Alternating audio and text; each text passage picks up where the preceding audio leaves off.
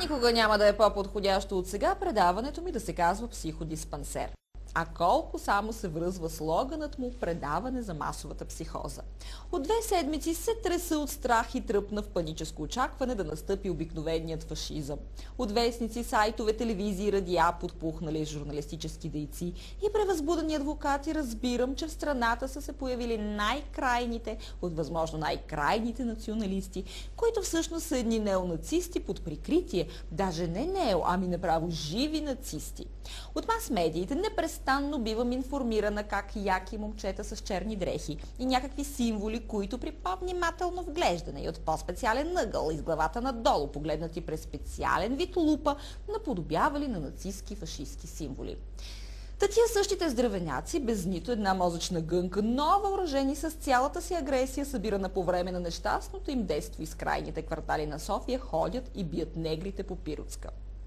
Като преди това с озлобление и нисък интелект им изтръгват от ръчичките личните документи, каквито те впрочем нямат, тъй като са нелегално пребиваващи тук и легални документи нямат. Но въпреки това те им биват изтръгвани по най-националистически и дори нацистски начин.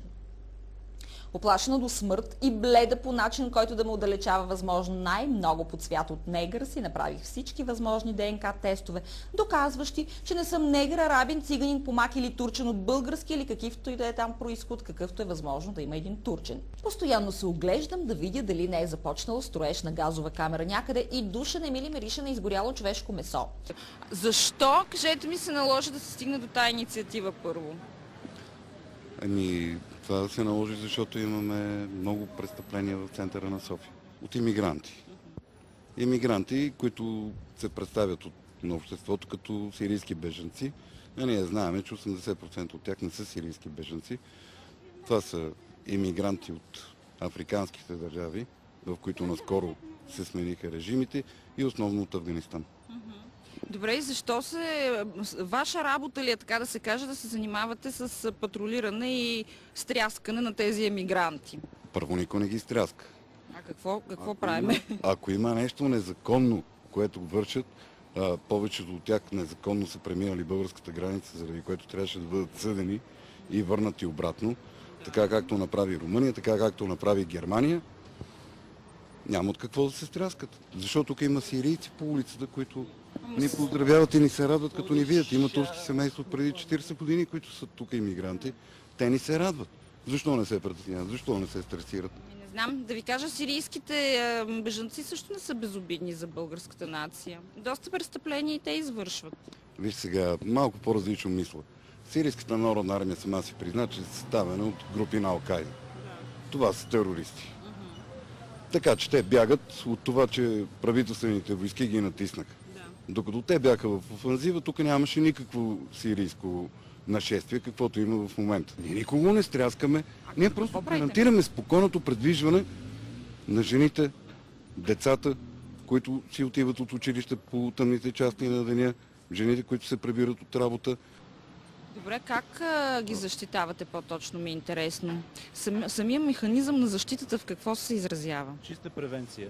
Наблюдение и присъствие. Нищо повече от това. И вие смятате, че това е достатъчно? Да, напълно достатъчно за момента. Защото те така или иначе са незаконни. Те самите съзнават, че нямат документи, с които да се легитимират, които така или иначе никой не им иска от нас. Ето има колеги, които са оправомощени да... Полиция, да. Да, естествено. И не е проблема, че има такива патрули. Проблема е, че те са прекалено малко. И проблема е, че само няколко улици ние успяваме да покрием. Да, въпросът е... Защо само тук стоите? Защото, да речем, този район е най-кризисен за момента и защото трябва и другите райони да се самоорганизират като нас. Тогава смятам, че това ще е добре за цялото общество. Ще намалят престъпленията, ще се респектират съответно всички. Вие имате ли някаква избирателност на престъпленията, за които сигнализирате? Само емигрантите ли касае това? Никаква избирателност на престъпленията. Дори да стане кражба, дори да стане някакъв друг инцидент. А на лицата, които ги извършват? Не.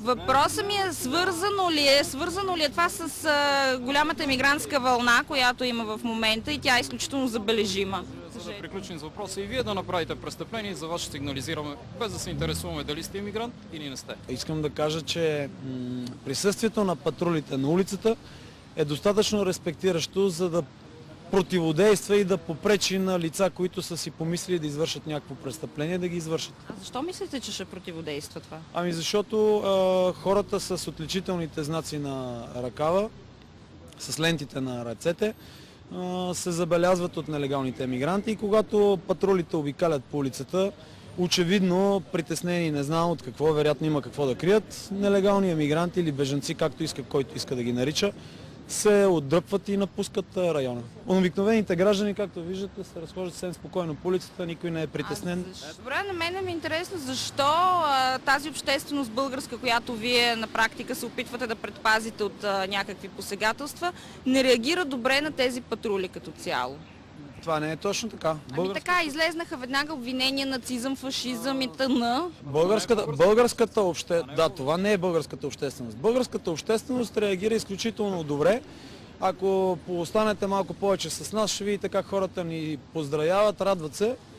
Но хората, за които говорите, които ни обвиняват в фашизъм, в екстремизъм, насилие, омраза, разделение и така нататък, са една малка групичка платени клакьори, които им се плаща, за да вдигат такъв шум.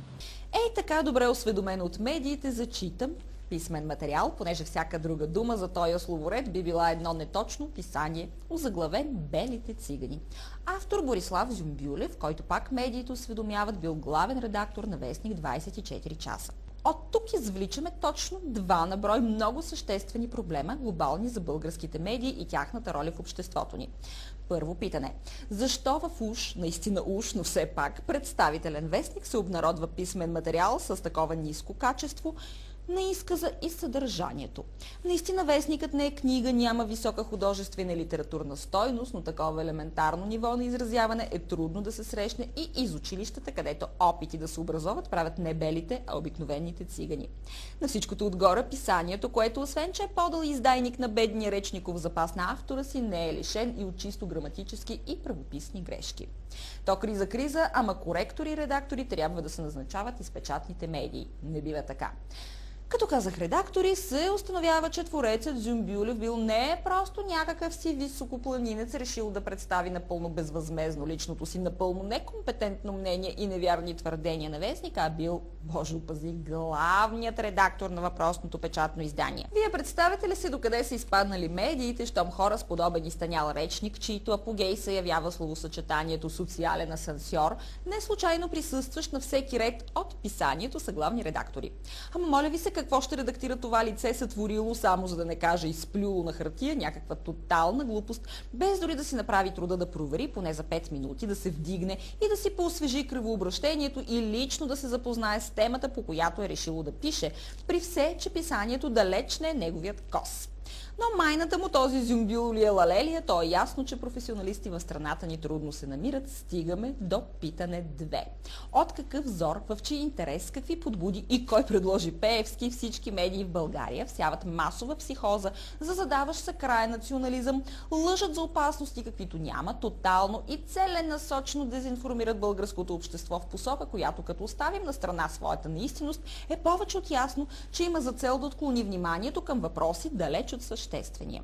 Защо медиите в България не изпълняват своята основна и дори единствена функция да информират обществото, а напротив го играят някакви придворни шутове на той и оня и пускат партенки постоянно, безобразно, нагло и нарочно? Когато наистина гражданите се самоорганизират в гражданска инициатива, това става много опасно за върхушката, която искат гражданските сдружения и инициативи винаги да са някакви кукли на конци, които са просто фиктивни и формални. Те се страхуват от самоорганизацията на народа, тъй като те опират своята власт не на нашия народ, а на мегапосолството в Южния парк или до парк хотел Москва. Няма значение. Важно, че това са хора, които служат на чужди интерес. Те мразят собствения си народ, ненавиждат го. За тях този народ е източник само на печалби и доходи. Те се прекланят пред задокеанските си господари. Въпросът е политически. Директно министъра на вътрешните работи, министър-председателя, президента. Това са в случая кукловодите, но на по-голямо ниво те също са едни марионетки на задокеанските си господари. Искам да кажа за студентските протести. Когато тук присъства Джеймс Пардю, влиза в университета, това е едно явно доказателство за намеса на чужда държава в нашата държава. Тук идват от Югославия, от дружеството Отпор си мислят, че 99-та година ще свалят Милошевич. Също груба намеса във вътрешните работи. Къде бяха тогава ДАНС? Къде беше полиция? Къде беше прокуратурата? Защо това лице? Защо иранския или севернокорейския или непалския посланник не влезе в университета да се намесва и да изказва мнение за българската политика? А я ми кажете вие, така като сте толкова ангажиран политически, защо не оказвате натиск там, където споменавате? Ми ходите тук по улиците и се занимавате с дребни работи, дето се вика. Значи крачка по крачка. Първо се върви от дребното към едрото, а не обратно. А не смятате ли, че е по-ефективен натиск така направо директно в целта? Пред съотношението на силите. Малко сте още. Със своите акции, когато успеем да организираме масата и мнозинството от народа, тогава ще предприемем и съответстващите на силите ни действия. Всъщност това е големия страх от тези граждански патрули, че те са една начална форма на организираност на гражданското общество. Да. И ако днес ние се организираме срещу нелегалните емигранти, утре ще бъде срещу наркодилърите, а други ден ще свалиме правителството. Вие пък тук сте 6 човека на кръст, няма да свалите правителството. 6 сме този патрул. Така ли? Други още 6. На други още 6. В истерии се изпадаше 2 седмици по повод патрулите на Съюз на българите Национално единство на националиста Боян Расате и форум Обединение на режисьора Мирослав Паскалев Зорец. То не бяха сълзливи съчувствия на наплашени бабки по женския пазар. То не бяха сравнения с страховитата кристална нощ през ноември 1938 година в Германия, когато някаква паравоенна структура атакувала стотици еврейски домове и магазини. То не бяха вълни и цунамита, ксенофобии и всякакви други фобии, които ни заливаха от остенцата и пръстченцата на всяко мало и голямо журналистче. Изобщо, вся се тотална и масова психоза, че някакви напомпани фашисти ходят и газат с кубинки всеки почитател на солариума. Обясни се, че видите ли, да се ходи по центъра на групи по повече от 2 може, но само ако не си облечен в черно. Както и че ако случайно имаш някаква емблема под дрехите си, съдържаща 3 цвята, то ти си фашист като минимум. А не ви ли се струва, че заради тази визия, която налагате, този черен цвят, свързван с фашизма? Той пък е с жълто яко. И той за цвят, да. Той пък е с зелено. Не. Той пък е с сиво. Но по-здравите момчета са черни дрежки. Ще отговоря, униформите на полицията също са черни. Това е вярно. Това навява към фашизъм. А вие искате да минете за полиция пред Не, просто. На мен ми е най-интересен факт. Дънките ми не са черни. Половера също, просто яката. Констатираме, че полицията има черни дрехи и че никой не я обвинява. И полицията е фашизъм. Да, и полицията никой не я обвинява в фашизъм. Но има оплаквания и сигнали, че с отличителните си знаци сме създавали притеснения и предпоставки за етническо и междуетническо напрежение. Да видим какво символизира това нещо. Чук и меч. Знаме с чукък символ на творението на блага и на труда и меча символ на меча, който е за защита на сътвореното и на благата и на труда. Точно това ние и правим. Всичко, което е построено с труда на българина, да го пазим, като в по-вече широк мащаб и окончателен може да стане също и за държавата, за да може това, което ограбиха още от 90-та година до сега, да създадем предпоставки за такава система, това нещо да не се ограбва за бъдеще, да се създаде ново и да се отбранява. В отговор на тези климактерични медийни хистерии от прокуратурата ДАНС и МВР обявиха, че няма да допуснат в центъра на София да се налага ред от каквито и да е формирования за самоотбрана, самозащита, гражданско патрулиране и т.н. Сега тук става още по-интересно. Прокуратурата, ДАНС и МВР, ако си вършиха те лично работата, изобщо нямаше да има нужда от граждански патрули, както и колегите им гранична полиция, които вместо да си ровят в носа и по други отверстия, можеха да не допускат чернокожото население в България да надвиши по бройка не тъмнокожото. Но неефективността на държавните структури не е тема на днешния ми обзор. Любопитно ми е чрез какви правни механизми прокуратурата, ДАНС и МВР ще ме лишат от напълно законното ми право на самозащита, гарантирано ми в член 12 от Наказателния кодекс, че чак да имат нахалството да го обявяват публично. Още по-забавно е встъпителното слово, че забраната е да се налага ред. Значи на прокуратурата, ДАНС и МВР ред не им трябва. Те целят безредици. Или това е някакво извратено чувство на завист и страх да не би да им се изземат функциите. А такава необходимост действително има, защото те лично техните функции не ги изпълняват, а си запълват времето с напълно нехарактерна, ненужна и обществено безполезна дейност. Като казвате кой се притеснява в тази страна да ги имат тези граждански патрули, аз веднага ще ви кажа, притесняват се тези, които смятат, че може рязко да нарасне ефективността на органите на реда, ако ние им съдействаме. И когато се повиши рязко ефективността на органите на МВР следствие на нашето съдействие, ако тая инициатива се разрасне, разбира се, ако в нея се включат масово граждани, тогава нечии престъпни интереси могат много сериозно да бъдат засегнати. Това е карта на отрядника. Вижте коя година е това. Четете, нали? 1989-та. Точно така. Значи, виждате, това е една традиция, която българското общество е имало и е забравило. Добра традиция. Е закони в почти цяла Европа и Съединените щати. И не само това, когато имаше тази традиция, престъпността беше несравнимо по-ниска, отколкото е сега, нали? Ето, разгледайте, тя между другото с печати на МВР. Вижте какво пише. Че длъжностните лица и граждани са длъжни да оказват съдействие на отрядниците при изпълнение на техните задължения. Но в подействащото законодателство няма такава възможност. Тук аз ще се намесете се. По сега действащия закон на МВР, гражданите имат право да се организират в такива формирования, които да помагат на органите на реда и на гражданска отбрана и защита. Даже тук последното правителство, срещу което се протестира, Орешарски. Да, точно така. Също е подготвил един проектозакон, в който е записан един текст относно доброволните граждански формации, които да съдействат за охрана на обществения ред. Така че виждате, че това не е нещо, което да е извънредно или незаконно или толкова плашещо, след като дори и политиците са го заложили в новите закони. Добре, я ми кажете, защо се стига до там, че от цялата страна полицията е стоварена да пази парламента и там сектора жълти павета, а тук граждани като вас, всякакви най-различни, разнородни, се налагат да обикалят и да се занимават с дребната емигрантска престъпност? За това трябва да попитате тримата господа. За това трябва да попитате тримата господа, които са се изказали днес, че са против гражданските патрули.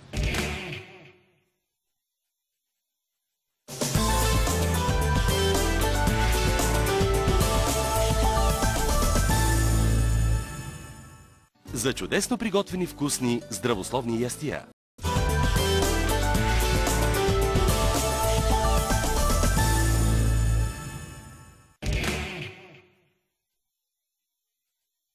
По искане на главния прокурор Сотир Цацаров в определени зони от центъра на София ще бъде засилено полицейското присъствие и служителите ще действат без никакви компромиси. Няма да се допускат прояви на лица, които се опитват сами да налагат ред по улиците на столицата, както и откритото демонстриране на такова поведение, включително и носенето на съответните отличителни знаци. О, да, това се случи. Понякога наистина става прекалено смешно, че да ни е тъжно. С хъса и ентусиазма на приял човек, жадуваш да си подремне, доста луксозна кола Народната милиция се появи на точно определеното, отдавна известно и локализирано свърталище на нелегалните мигранти.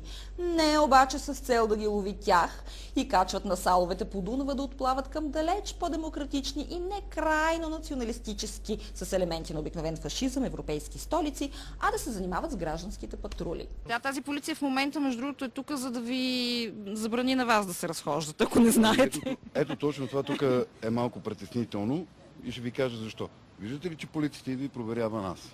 Ами да, ето да видим в момента камерата да обърне как полицията наистина проверява документите на патрулите. Това се случва в момента. В същото време вие виждате ли да бъде проверен някой от тези мигранти? Виждате ли? Те не са ги още на границата проверили, бе, господине. Ами, точно там е проблема, че в момента има някаква акция срещу нас, искат да ни изкарат незаконни, въпреки че ние не знаем по кой закон ще изкарат нас незаконни. В момента ние виждаме нещо нередно. Ей, тук са, примерно, ако им искаме документи, ще излезе, че са незаконни емигранти. Няма да документи, защото нямаме право. И какво правиме сега? Ние превентивно наблюдаваме и ако видим, че някъде създава... Видяхме ето го, създава се. Какво правим? Не се създава, защото всъщност в момента няма никакъв прецедент, който да предизвика... И как те са преминали незаконно границата тия хора? Това е проблем на гранична полиция и на столична полиция. Не е наш проблем. Айде да сигнализираме. Я да правим сигнал. Айде. Сигнал правиме. Да проверят документите на хората, които се намират вътре в телефоните. Ето, я да видим как действате вие на място. Как действате вие сега? Съмняваме се, че има незаконно пренесли...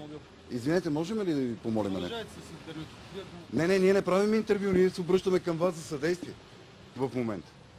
Съмняваме се, че в този магазин има незаконно преминали българската граница. Ще им направите ли проверка? Господин полицай, няма ли да им направите проверка тук? Не ви обръщат нещо внимание полицията. Ето, виждате ли? Ето това, вижте сега, значи какво се получава, този патрул де-факто е неефективен вашия, един вид. В един момент се получава, че вместо да бъдат проверявани лица, за които е пределно ясно, че са минали незаконно границите, се проверяват гражданите, които гледат да има някакъв ред и спокойствие в центъра на София. Сега даже още сигнал има един. Да видим как се проверяват сигнали. На Лъвов мост какво е станало? На Лъвов мост долу са се сбили емигранти и наш патрул е сигнализирал за случая. Ама тази полиция по този повод ли е дошла тук? Не, нямам никаква представа защо е дошла полицията тук, но долу на Лъвов мост има ситуация. Не, те дойдеха по повод да проверят нашите документи. Да, защото днеска са обявили, че няма да ви разрешат да патрулирате. Ние сме граждани, които имаме право да се разхождаме по улицата, нали? За сега не са изявили желание да ни забраняват. Изявиха официално. Официално е издадено от всички служби, че ще ви възпрепятстват вашите разходки из София с цел наблюдение. Е крайно време да обявят, че живеем в диктатура. От рехавата група, съставляваща скромни мъже на възраст над средната и повече, облечени в най-разноцветни якита, успяха в тъмното да издират единствения по-едър, по-млад и с черно яки. И тук се почна един контрол, едни проверки, едни документи се изискваха, едни предупредителни протоколи се писаха. То едно бдене за ред, законност и справедливост, само дето Яне Янев го нямаше да цвили превъзбудено. Проверката и непозволяването на хората да се движат по групи и с емблеми по якитата си из София продължи около час, като междувременно бяха направени опити да се сигнализира на въпросните органи на реда първо за наличието на нелегални емигранти, които са закононарушители по родното ни законодателство, и второ за сбивания сред въпросните така обични на нашето правителство чернокожи пришълци в района на Лъвов мост. Уви, органите на реда, които проверяваха точно тая патрулираща група, първо бяха прекалено пълни, за да могат безпроблемно да напуснат твърде луксозното за целите на борене на престъпността возило, и второ, по всичко личеше, че боренето на престъпността извън частта на задълбочено разглеждане във времеви отрязък 40 минути до час на лична карта на български гражданин дълбоко ги отекчава. Ама подай сигнал, за и там има смутни дейности се случват. Не, за това, не, ако не помните, екипа на Евроком го записа точно там, където ни можете да дойдем до колата. Аз помолих, настигнах ви и ви помолих да проверите отсреща хора, които изглеждаха нарушаващи закон. Изглеждаха нелегално преминали границата. Вие защо не се обръщате по телефона? Ами на вас ви виждаме лично неща, ви съобщаваме. Ами ако тук се извършва убийство и ви каже, метър от вас се извърши убийство и ви кажете, обадете се някъде, защото да пратят някой друг. Сега има разлика между извършено престъпление и съмнение за ние съмнение съмнение имате спрямо мен. Съмнението е това, че извършвате охранителна дейност, без да имате разрешително за това нещо. И как се усъмнихте в това пък? Какви белези?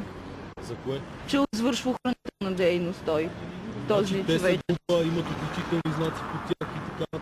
Всеки има различен отличител. Този тук има ФО, пък они имат някакви саби. Неправителствена организация, която е регистрирана по българското законодателство, Форум Обединение. Тя е регистрирана със съдебно решение. Няма право да се там са съвсем други. И това, че носи инициалите на организацията, в която членувам. Че има съмнения за извършване. Ами там има съмнения, пък не отивате. Ето ние висим. Няма проблем, щом отказвате да откликнете на нашия сигнал, моля, вършете по-важната работа. Има нелегални емигранти и там. Да ви кажа, че в последните 30 дни всеки ден има проверки на тази тема. И какво? Всеки ден се задържат лица с нередовни документи. Еми сега можеше да задържите едни.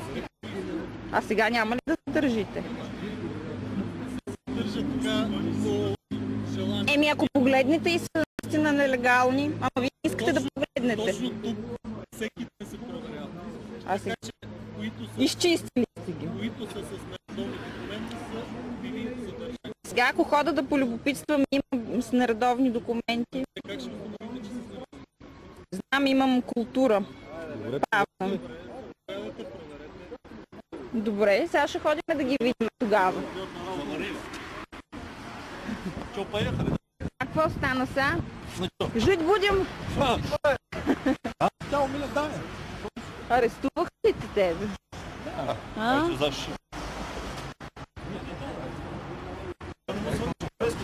Гледай сега, ама искаха да отидат. Не отидоха. Той да има какво стана с граждан. Свалиха му нашивките. Да, разжалване. Да звания го понижиха него. Изкарали самозвани охранители. Ние сме проверяните, ние имаме... Ти не го чу какво казва. Ти не отговарят на нашите сигнали. Не го чу какво казва. Не внимавай. Той каза, нас ни изпратиха по сигнал, че проверявате документи. Значи, неговите началници лъжат. Добре да би. Или някой се обадил и е излъгал. Ма верно, специално за вас. Дока това аз лично съм свидетел. Даже аз ги карам да гледат. Свалиха ти лентата ли? Ма те ли ти издъпаха? Наоколо, Но това не го около канали на няколко пъти, хора на протестна мрежа да го калят, да следят какво чакай, им другия патрул. Да, срещнахме другия патрул. Друга работа само те. Спокойно, ние сме с протокол. И вие ли сте? Да. И вас ли ви наказаха властите? Вие за какво сте наказани? И вие ли незаконно охранителна дейност извършвате? Нещо такова, ама лошото е, че момчета ги набутват да пишат глупости, а няма такъв закон. В смисъл това нещо, което се извършва в момента. А вие имате ли, дадоха ли ви копия от документа на вас? Взели го? Не? Поне един ще видим по какво са ви наказали. Те казват само, да бе, не дадоха, ама те са за нещо друго, май са ги хванали. Също. И така, както се казва, проверката е висша форма на доверие, да се наложи и аз една нощ да патрулирам в компанията на злостните неонацисти и крайни националисти. Както вече не за пръв път ми се случва, совите не са това, което са. Фашизоидите представляваха мирна и доста приветлива група, съставена от майка и син, един възрастен господин с очила, двама-трима мъже около 40-те, с интелигентен говор и излъчване, група от 4-5 младежи около 20-те с доста възпитано поведение и едва двама, за които можеше да се приложи определението яки момчета. От задушевната ми беседа с тях се установи, че единственият краен националист, който би могъл, а даже и със сигурност може, да иска документи, сметка, изобщо да вгручи по всякакъв по-дъл начин животата на всеки неуместно държащ се и неудобен с присъствието си в страната ни чужденец, това съм аз. Това иска някой да ме попита защо съм тук. Ама и аз те питам защо си тук. Защото дъщеря ми отива дома в 300 училище. Да. Вече не е страх да се прибере. Закачат я, подвикват и ходиме специално да прибираме детето от училище. И това се случва сега отскоро. Ма кой е закача? Арабели? Как трудно да се изразя? Аз се изразявам вместо теб. Просто е някакъв кошмар. Живее в Урбанци, там е същото. По улиците вечер, по това време няма никой. Хората бързат на тичешком, се прибират по къщите и всеки се заключва и се затваря. Заведения стоят празни, магазини затварят по-рано, поради тази причина. Добре, а струва ли ти се, че се стряскат от този патрул? Ами, гости на столицата? Да, определено да. Значи видят ли някаква такава група от българи, видимо? Да. Просто се пръскат. И не, никой нито спира някой. Просто самия ни вид, че сме голяма група. И само самия да, дори да се... В кампанията, която се водеше срещу гражданските патрули, първо се опитаха да настроят мюсюлманската общност срещу нас, след това се опитаха да настроят сирийската общност срещу нас, след това включиха някакви измислени цигански босове, които се отказаха въздух под налягане и абсолютни самозванци.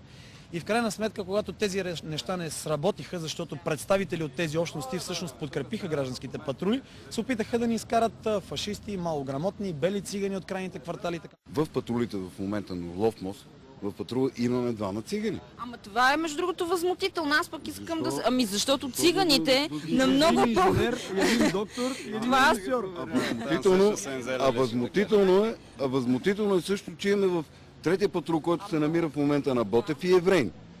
Сега евреите майната им. Кажете ми, вие циганите, защо пък не ги патрулирате, които аз лично съм притеснена като гражданка, която Не, те участват в нашата патрули. Защо? Вие знаете ли какво става по циганските махали? Вие знаете ли, че ако влезете вие в циганската махала, ще ви изгонят, може и да ви набият? Не съм убеден. Аз съм убедена, защото на гърба си го изпит. Да не говорим, че всеки циганин взима пари за интеграция.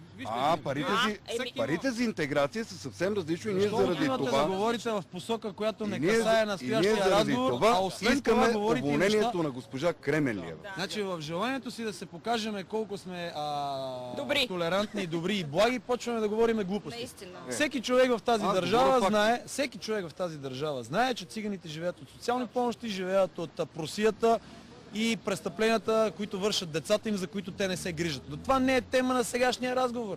Напротив, тема е. Вие като националистически партии трябва да защитавате ние българската нация. А какво? Какви сте? Не сме и партия, ние сме граждански. Да, все тая. Но се обедняте под национализъм, нали? Обявявате се като националисти. Патриоти. Патриоти, пък защитавате циганите. Значи въпросът е, че ние тук сме граждански отряди в момента и вие трябва да гледате нас като такива хора, които съдействат на органите на реда. Аз очаквах, че ще патрулират повече хора, по-някакси така физически подготвени да противодействат, ако нещо се случи.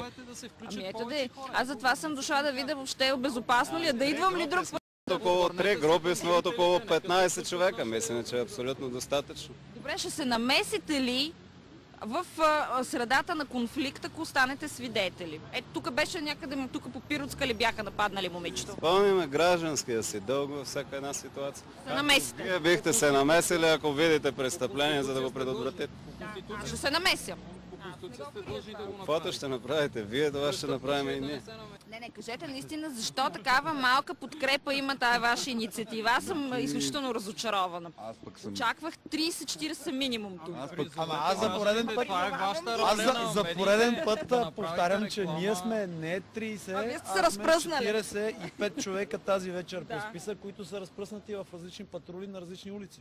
А кой я финансира тази, как да кажа, работа? Аз лично съм си купил обувките сам, дрехите на гърба ми също съм си купил сам. Мисля, че и всеки останалите хора от патрула сам си е купил дрехите. Друго финансиране на този етап няма.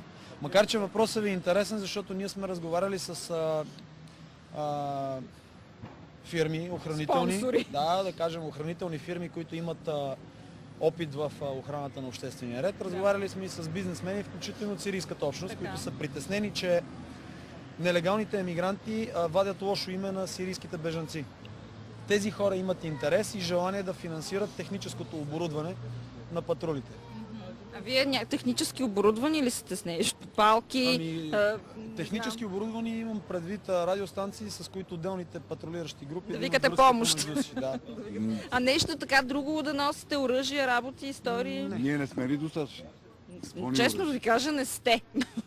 Защо мислите, че не сте? Вие тримата абсолютно не сте.